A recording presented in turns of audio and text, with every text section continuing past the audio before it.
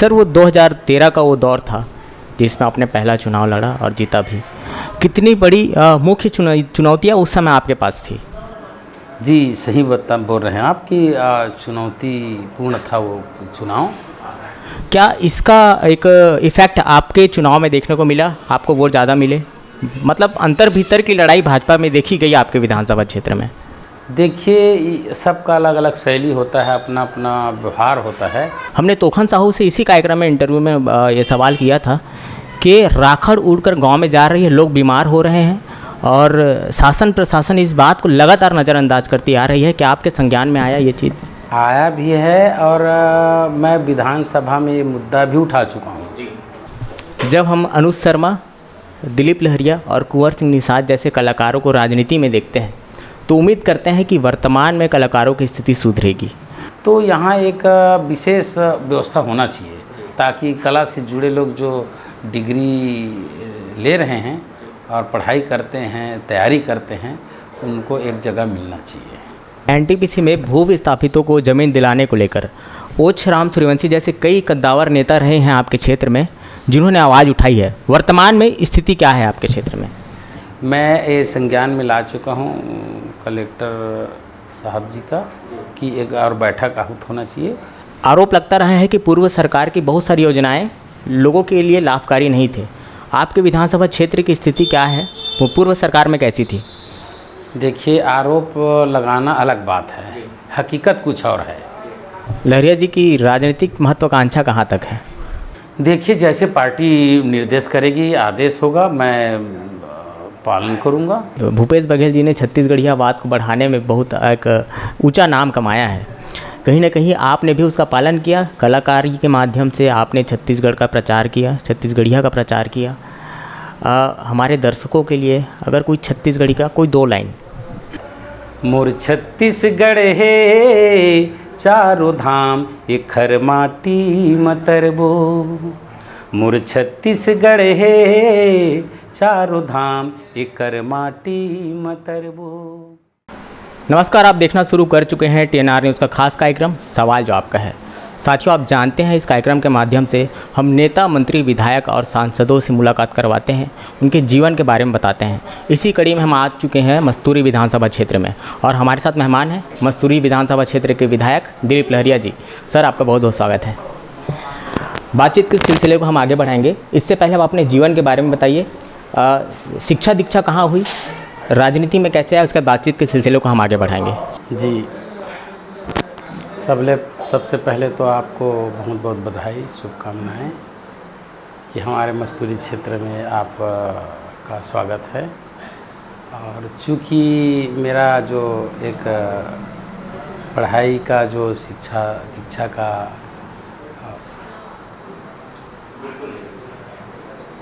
Higher secondary उत्तीर्ण हूँ मैं, और पढ़ाई जीवन में मैं पहले प्राइमरी तक अपने गृह ग्राम धनगंवा और उसके बाद 8वीं तक ग्राम पचपेड़ी में पढ़ाई किया। उसके बाद फिर बिलासपुर में हायर सेकेंडरी उत्तीर्ण किया। उसके बाद चूँकि हमारा जो घराना है वो संगीत से जुड़ा हुआ घराना है।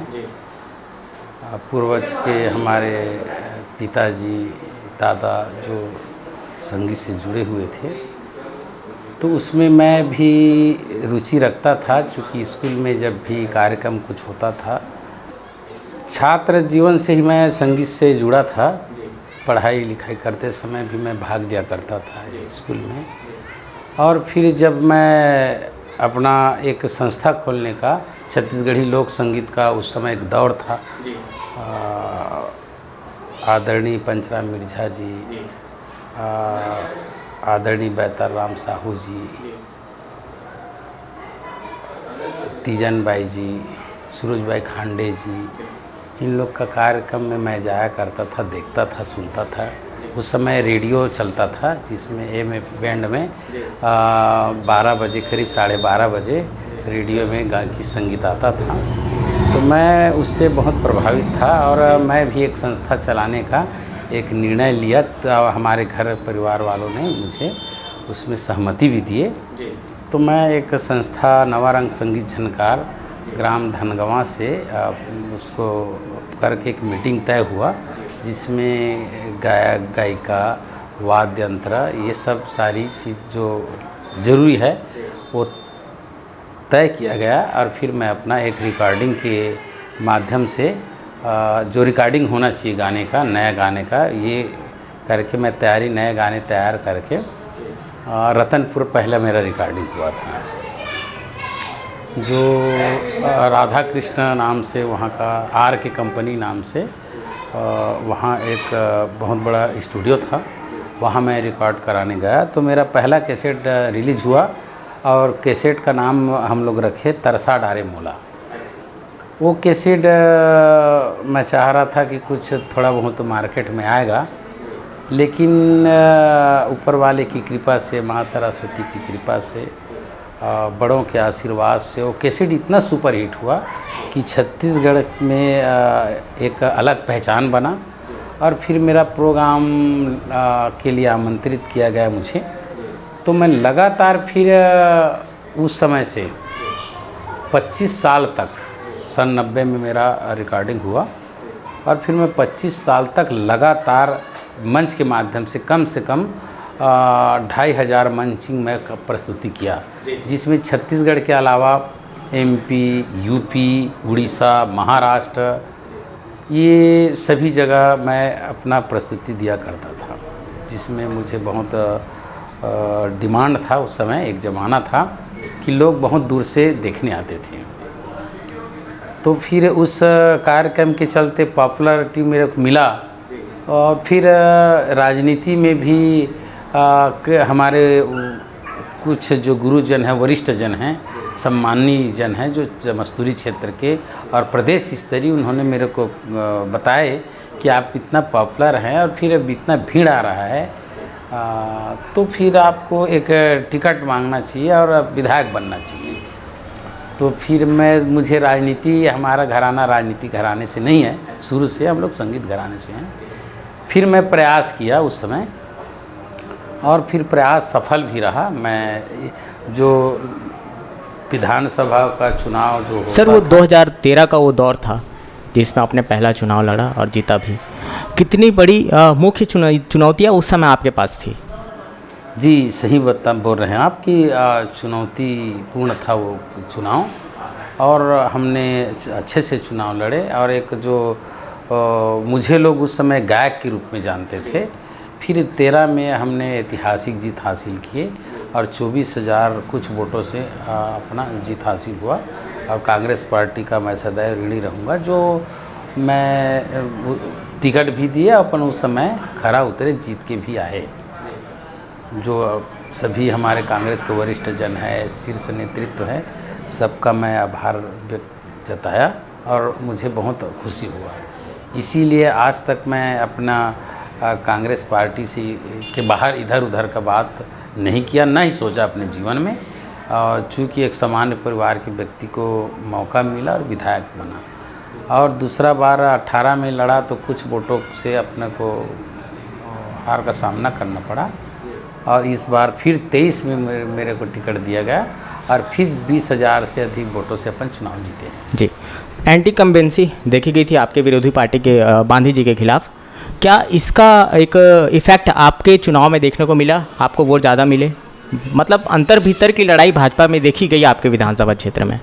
देखिए, सबका अलग अलग शैली होता है, अपना अपना व्यवहार होता है और अपना अपना काम करने का तरीका होता है।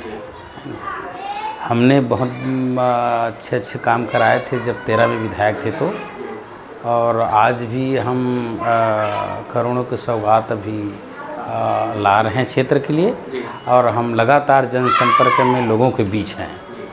तो वो उनका क्या है, वो अलग मैटर है, मैं उसमें नहीं जाना चाहता। लेकिन ये है कि क्षेत्र में जो एक समस्या है, मूलभूत सुविधा है, वो होना चाहिए। तो उसके लिए सरकार रहे ना रहे वो अलग मैटर है। लेकिन आज की स्थिति में भारतीय जनता पार्टी की सरकार पूरी तरह से फेल है।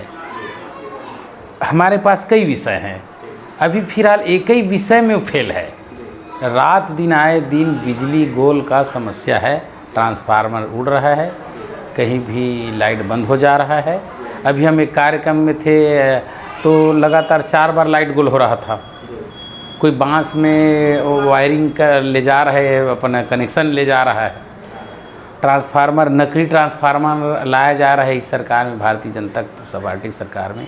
पहले जब हमारे सरकार थी, कांग्रेस पार्टी की सरकार थी, माननीय भूपेश बघेल साहब की सरकार थी, तो बिजली बिल हाफ हुआ करता था और बिजली फुल चलता था, जलता था, लाइट कहीं गोल नहीं होता था।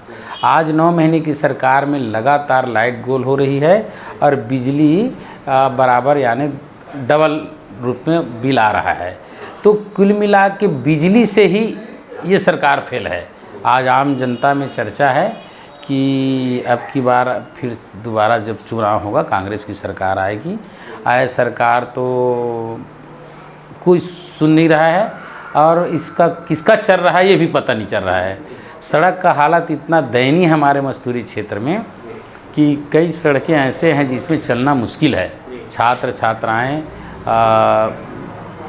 परेशान हैं, आम जनता राहगीर परेशान है। सर, विधानसभा चुनाव की बात करें तो आपने तो जीत दिलाई, ठीक है। जब लोकसभा चुनाव की बात आती है, देवेंद्र यादव पिछड़ गए इस क्षेत्र से, क्या कुछ आपको समझ में आता है? एकदम सीधा है और सरल है। 1400 कुछ वोट से मस्तूरी क्षेत्र कम हुआ, यानी कि बराबर में रहा है ना भाई। 1400 यानी कि बराबर। सीधी सी बात है, 20 से 25 हज़ार वोटर जो हैं, जो हमारे मूलतः कांग्रेसी हैं, वो बाहर चले गए विधानसभा चुनाव के बाद, पलायन कर गए। बिलासपुर जिला में सर्वाधिक पलायन जो होता है वो मस्तूरी क्षेत्र से होता है। आप पता कर सकते हैं, कभी भी जानकारी ले सकते हैं, अलग से आप स्वतंत्र हैं। इसमें पलायन जो हुआ गुजरात, दिल्ली, रायपुर, दिल्ली, उत्तर प्रदेश के जो जाते हैं पलायन के लिए, तो उसमें कमी पड़ा। हमारे तरफ से सभी कार्यकर्ताओं ने, आप समझ सकते हैं कि बराबर में लागला, यानी जिस समय जो इतना माने प्रदेश में और देश में, हमारे छत्तीसगढ़ एमपी में खासकर विशेषकर है ना भाई, तो उस स्थिति में अपना सही हमारे कार्यकर्ता साथी संगठन के लोग सब काम किए हैं। ये जो पलायन के कारण वो कमी महसूस हुआ हमारे मस्तूरी क्षेत्र। जब हम पलायन की बात करते हैं तो सबसे बड़ी एक रीज़न निकल के आती है कि एनटीपीसी के कारण कुछ क्षेत्र हैं, लगभग 20-25 ऐसे गांव आते हैं उसके क्षेत्र में। हमने तोखन साहू से इसी कार्यक्रम में इंटरव्यू में ये सवाल किया था कि राखड़ उड़कर गांव में जा रही है, लोग बीमार हो रहे हैं और शासन प्रशासन इस बात को लगातार नज़रअंदाज करती आ रही है। क्या आपके संज्ञान में आया ये चीज़? आया भी है और मैं विधानसभा में ये मुद्दा भी उठा चुका हूँ। जो राखड़ वाला मुद्दा जो आप कह रहे हैं, ये मुद्दा हम विधानसभा में आवाज़ उठा चुके हैं। लेकिन ये सरकार कुछ दिन के लिए तो कार्रवाई करते हैं, दिखावा के लिए कि थोड़ा बहुत कार्रवाई रोक दिया जाए 1-2 दिन, अब फिर वैसी जस का तस। तो कहीं भी इनका नियंत्रण नहीं है, कहीं भी नियंत्रण नहीं है ना। हमारे क्षेत्र में आज देखिए कितना प्रदूषित है। अभी तो बरसात है तो ठीक है कुछ दिन, उसके बाद देखिएगा, आप आइएगा बीच में, आपका हम स्वागत करेंगे। और देखिए फिर एनटीपीसी में, राशि में जितने भी प्लांट हैं, फिर क्या स्थिति है उनका। ये सरकार स्कूल मिला के फेल है। पर्यावरण प्रदूषित हो रहा है इस सरकार में। और जो अभी हम स्कूल के कार्यक्रम में थे तो स्कूल में लगातार पानी का, कहीं पानी का टपकना या फिर हाता निर्माण नहीं है, शिक्षकों की कमी है। तो ये पूरी जो अव्यवस्था है इस सरकार में देखने को मिल रही है, भारतीय जनता पार्टी की सरकार में। अभी 9 महीने में एक ईंट भी कहीं भी नहीं रखा है विकास के नाम में क्षेत्र। सर हम लहरिया जी, विपक्ष में रह के काम करना कितनी बड़ी चुनौती है, क्योंकि आप जब विधायक बने सरकार किसी और की रही। देखिए कई ऐसा होता है, हमारे कई साथी हैं जो फिर बने हैं। हम लोग एक साथ 13 में भी थे, सरकार नहीं रहा। और मेरे साथ कई ले भोलाराम साहू भी हैं, 13 में भी रहा, अभी भी बना है। वो चर्चा होता है हम लोग का। लेकिन ये विषय अलग है। हम क्षेत्र के जो मूलभूत सुविधा है उसके लिए ताबड़तोड़ हम लड़ाई लड़ रहे हैं विधानसभा में, और सरकार को करना भी चाहिए काम। लेकिन इस सरकार में एक चीज़ तो है, ये सरकार में द्वेष भावना से कार्य होता है। कांग्रेसी जहाँ विधायक है, कांग्रेसी कार्यकर्ता है, उसका काम को जानबूझ के रोका जाता है शासन प्रशासन में। ये बहुत बड़ी चुनौती है, ये तो सही है ये बात। जी जी। सुर्खियों में आती है आपके विधानसभा क्षेत्र में बदहाल सड़क को लेकर। ये मैं लगातार बोल रहा हूँ इस बात को। अभी मैं जन समस्या निवारण शिविर हुआ जोंधरा में, इसके बाद मस्तूरी में, वहाँ भी बात रखा। कल ही मैं एक लेटर दिया हूँ कलेक्ट्रेट में, जो अभी आप आए होंगे, लाल खदान जो चौक है वहाँ का जो जर्जर स्थिति है सड़क का। यहाँ बसंतपुर, मुकुंदपुर, उदयबंद वाला मार्ग है, बकरकुदा मठिया वाला है, ओखर वाला रोड है, ये जहाँ अपन हैं वहाँ चिल्हाटी से लोहरसी वाला रोड है। आप देखिए, मैं लगातार लेटर दे चुका हूँ, विधानसभा में बोल चुका हूँ, कहीं इनके कान में कोई जू नहीं रेंग रही है। एनटीपीसी में भू विस्थापितों को ज़मीन दिलाने को लेकर ओछ राम सूर्यवंशी जैसे कई कद्दावर नेता रहे हैं आपके क्षेत्र में, जिन्होंने आवाज़ उठाई है। वर्तमान में स्थिति क्या है आपके क्षेत्र में? ये एनटीपीसी उस समय त्रिपक्षीय जो बैठक हुआ बिलासपुर में, जब मैं 13 में था विधायक, तो जब से अभी बैठक नहीं हुआ है। मैं ये संज्ञान में ला चुका हूँ कलेक्टर साहब जी का कि एक और बैठक आहूत होना चाहिए। जो प्रभावित गांव हैं उनमें कई लोगों को, कुछ को मिला है, कुछ को नहीं मिल पाया है, और रखरखाव की स्थिति में भी वहाँ अनदेखा किया जाता है। तो ये होना चाहिए। इतना दिन हो गया हमारे क्षेत्र में हैं और क्षेत्र के लोग को खुश नहीं है, तो कैसे होगा ये काम? ये हम लगातार आवाज़ उठा रहे हैं और बात रख भी रहे हैं। सर, आप लगातार दौरा कर रहे हैं। आपकी जब सरकार नहीं थी और सरकार है भी, उससे पहले भी जब आप विधायक नहीं थे, आप लगातार जनता से मिले जुले हैं। शिक्षा व्यवस्था कैसी है आपके क्षेत्र में? देखिए, शिक्षा व्यवस्था का हालत तो दयनीय है। अभी ये सरकार युक्तियुक्तकरण का जो एक लाया था, और अभी कहीं शिक्षकों की पूरा नहीं दिखाई दे रहा है, कमी ही है। आज जैसे हम यहाँ थे तो शिक्षकों की कमी का हम आवेदन आया, और शिक्षक कमी है। मैं तो वही बोल रहा हूँ, शिक्षकों की अभाव में पढ़ाई लिखाई बाधित हो रहा है। तो मेन तो शिक्षक हमारे मेन हैं, जो बच्चों के प्रति ये लोग ध्यान नहीं दे रहे हैं। बजट इतने ज़्यादा है छत्तीसगढ़ में, किसी चीज़ के बजट की कमी नहीं है, लेकिन ये सरकार में भी कोई भी प्रकार का निर्णय नहीं ले पा रहे हैं लोग, ठोस निर्णय। जब हम अनुज शर्मा, दिलीप लहरिया और कुंवर सिंह निषाद जैसे कलाकारों को राजनीति में देखते हैं, तो उम्मीद करते हैं कि वर्तमान में कलाकारों की स्थिति सुधरेगी। पूर्व सरकार में कुछ हद तक सुधरी, लेकिन आज स्थिति फिर जस की तस है। खैरागढ़ से पास आउट हुए विद्यार्थी, हज़ारों विद्यार्थी बेरोजगार वहाँ से पढ़ के तो निकल रहे हैं, लेकिन बेरोजगारी के मारे परेशान हैं। यहाँ उनको रोज़गार नहीं मिल रहा है।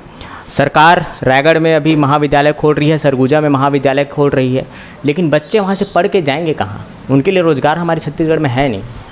संज्ञान में आया आपके? जी, ये कलाकारों का एक विशेष कोटा होना चाहिए। चूँकि जिस तरह से पढ़ाई में मिडिल स्कूल, हाई स्कूल और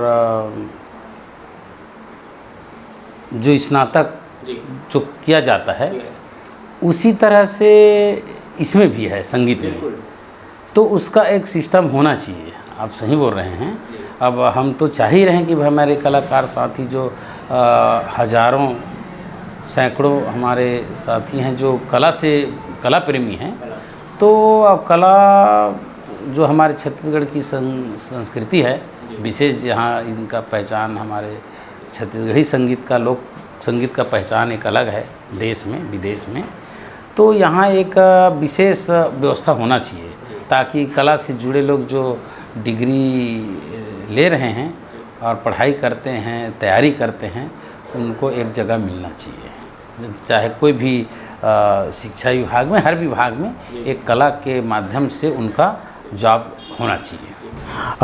पूर्व सरकार की कई योजनाओं को वर्तमान सरकार बंद कराने के कगार में पहुंच चुकी है। आरोप लगता रहा है कि पूर्व सरकार की बहुत सारी योजनाएं लोगों के लिए लाभकारी नहीं थे। आपके विधानसभा क्षेत्र की स्थिति क्या है, वो पूर्व सरकार में कैसी थी? देखिए, आरोप लगाना अलग बात है, हकीकत कुछ और है।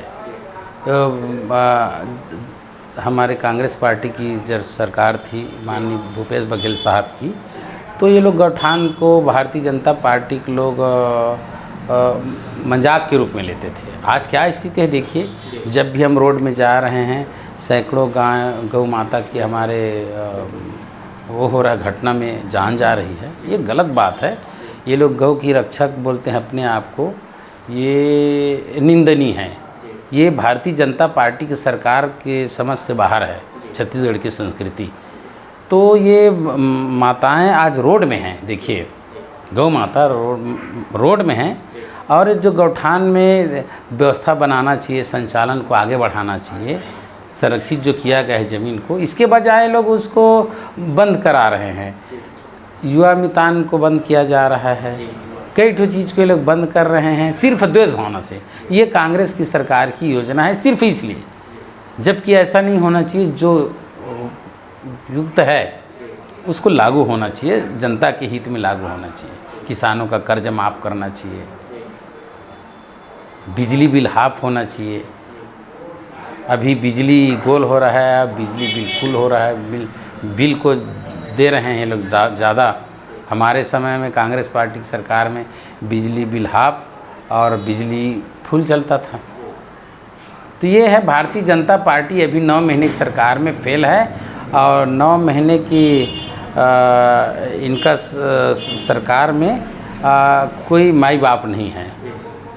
आम जनता परेशान है। जब हम अंबिकापुर पहुंचे, वहां के विधायक, पूर्व विधायक थे टी.एस. सिंहदेव जी, उनसे हमने बात की। उन्होंने कांग्रेस पार्टी के हार का कारण बताया कि पार्टी के अंदर ही गुटबाजी शुरू हो गई थी बड़े स्तर पे। आपको भी ऐसा लगता है? नहीं, हमको नहीं लगता, और हमारे पार्टी में है भी नहीं।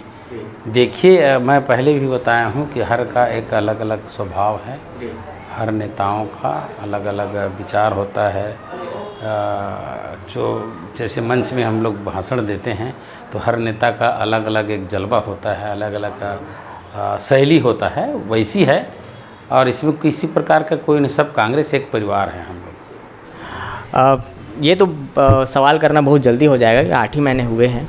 आपके क्षेत्र में मुख्य रूप से किस क्षेत्र में काम करने की सबसे ज़्यादा ज़रूरत है आपके विधानसभा क्षेत्र में? हमारे क्षेत्र में सबसे ज़्यादा यदि ज़रूरत है आज के समय में, तो सड़क पे है। सड़क और बिजली। पानी तो अभी बरसात है, आने वाले समय में हम उसके लिए तैयारी करेंगे कि पानी के माने जो नीचे स्तर में जा रहा है पानी का लेवल, वो हैंडपम्प हो, तालाब में भराव हो, ये सारी व्यवस्था के लिए हम मांग रखेंगे। लेकिन अभी फिलहाल 2 चीज़ मेन हैं, एक बिजली और एक सड़क। जब हमारी कार्यक्रम अरुण साहू जी के साथ हुई, उन्होंने एक बात कही कि भाजपा सरकार के 8 महीने और कांग्रेस सरकार के 5 साल दोनों बराबर है। आपके विधानसभा क्षेत्र को देख के ऐसा लगता है? देखिए, क्या है, सम्माननीय विधायक जी हैं, मैं उसमें नहीं जाना चाहता, लेकिन आम जनता, ये सवाल आम जनता से पूछा जाए। हमारी सरकार में आत्मानंद स्कूल खोला जाना, कांग्रेस पार्टी ने खोला।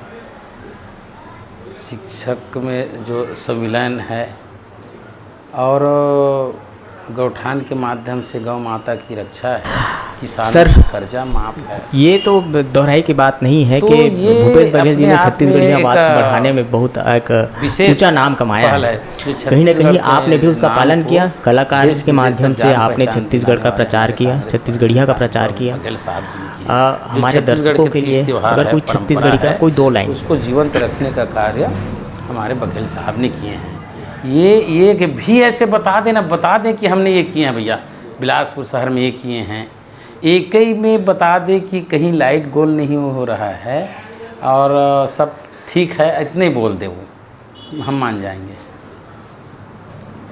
एक ही को विशेष व्यवस्थित कर लें अपनी विधानसभा में। अब हमारा जो भी विधायक जी माननीय जी बोल रहे हैं कि मैं सैकड़ों लोग आ जाएंगे कि लगातार ट्रांसफार्मर उड़ रहा है, यहाँ नकली दवाई, खाद बीज का नकली दवाई वितरण हो रहा है, नकली ट्रांसफार्मर मिल रहा है, नकली दवाई के चलते बच्चों का जान जा रहा है यहाँ भारतीय जनता पार्टी की सरकार में। ऐसा कभी होता है या होना चाहिए? ये उचित है?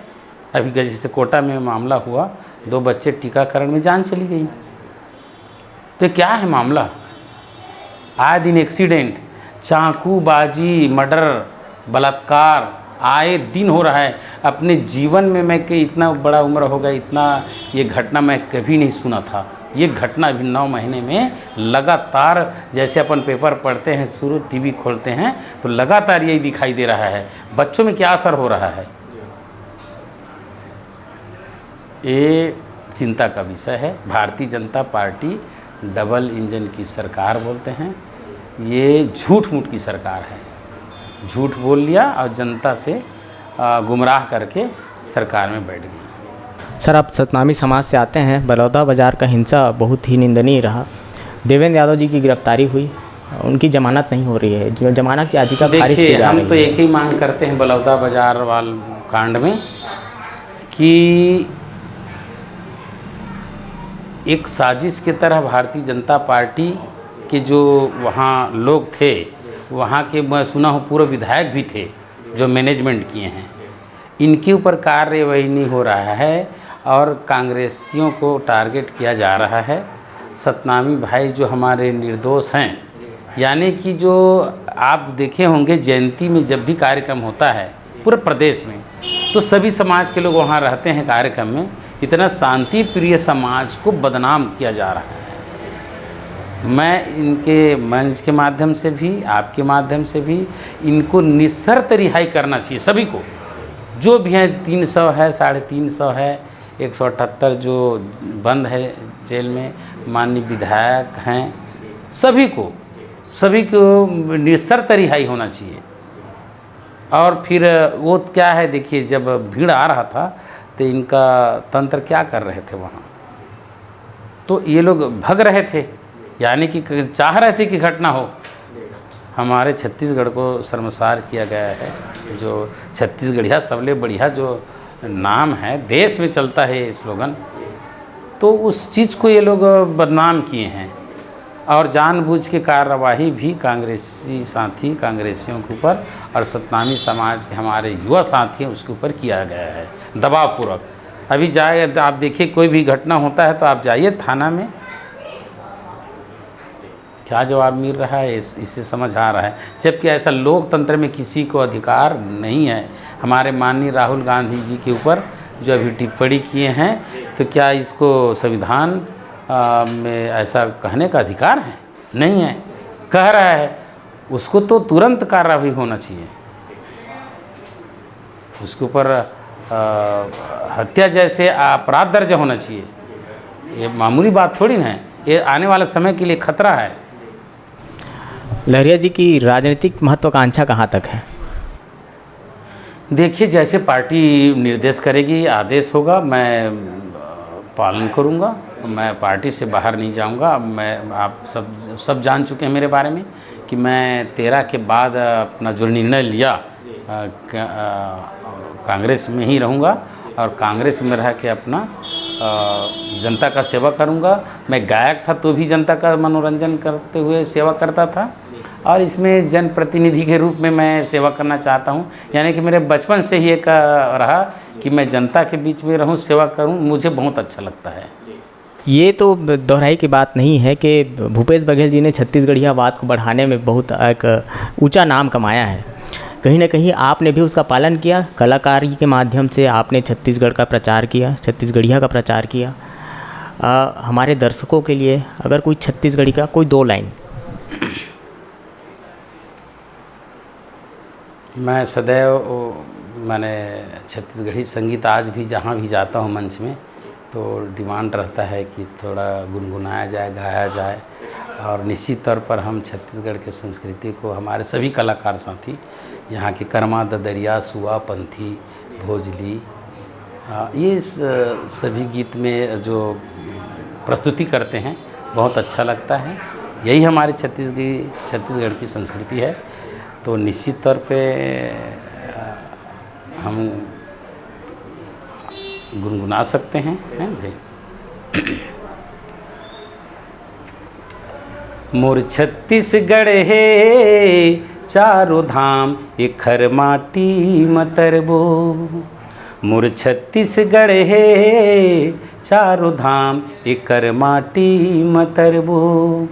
कमा धमा के अनूप जाबो देश के कोठी ल भरबो एखर माटी मतरबो। मोर छत्तीसगढ़ है चारों धाम एखर माटी मतरबो। एकर माटी मतरबो एकर कोरा मतरबो। आगे की कुछ प्लानिंग है सर, क्योंकि इतने अच्छे कलाकार हैं, पूरे छत्तीसगढ़ में आपका नाम फेमस है, कलाकारी को लेके आगे क्या कुछ करना चाहते हैं आप? है, तैयारी है, मैं कोशिश करूँगा। ये लोगों के लिए सरप्राइज़ रखे हैं क्या आप? जी नहीं, ऐसा नहीं है कि ये मेरा तैयारी हो रहा है कि मैं फिर से जो 10 साल मेरा गैप हुआ है रिकॉर्डिंग, जो गाना अभी तक स्टूडियो में नहीं गाया हूँ विधायक बनने के बाद, तो फिर से मैं गाना गाऊँगा। छत्तीसगढ़ी लोक संगीत का अपना जो कला है उसको मैं फिर से प्रयास करूँगा, ऐसा मेरा है। हमारे माध्यम से अपने विधानसभा क्षेत्र की जनता को कोई संदेश देना चाहें आप? जी, हमारे मस्तूरी विधानसभा क्षेत्र के देवतुल्य हमारे आम जनता, हमारे कार्यकर्ता और हमारे संगठन के सभी आदरणीयों को बहुत बहुत बधाई, बहुत बहुत शुभकामनाएं कि आज हमारे सभी जागरूक हमारे कार्यकर्ता आम जनता की सेवा के लिए तैयार हैं और इस जो भी हमारे मूलभूत सुविधा है उसको हम विधानसभा तक पहुंचाएंगे। आप सभी को बहुत बहुत धन्यवाद। हमारे साथ मौजूद थे मस्तूरी विधानसभा क्षेत्र के विधायक दिलीप लहरिया जी। ऐसे ही कद्दावर नेताओं को आपके सामने लाते रहेंगे, तब तक देखते रहिए TNR न्यूज़।